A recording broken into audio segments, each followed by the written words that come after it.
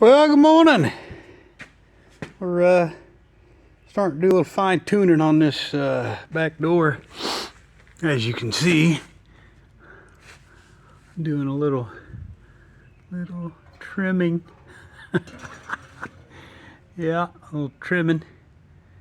Trying to get these door gaps at least close.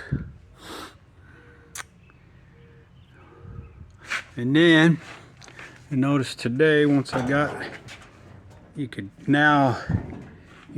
close these doors together. I noticed this. I'm not sure what his idea was there. It's closed tight at the bottom. So I gotta cut that all apart and figure out what he did there. Welded something together, and I'm always referring to the they, them. Yeah, I'm just referring to the guy that started this truck. I don't know who it is.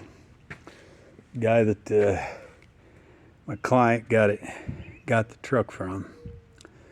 And there's some mysteries. some mysteries built into this truck. So I'll just keep going. I'm gonna get this trimmed up, get this door straightened out. I'll show you where I'm at. Stay tuned.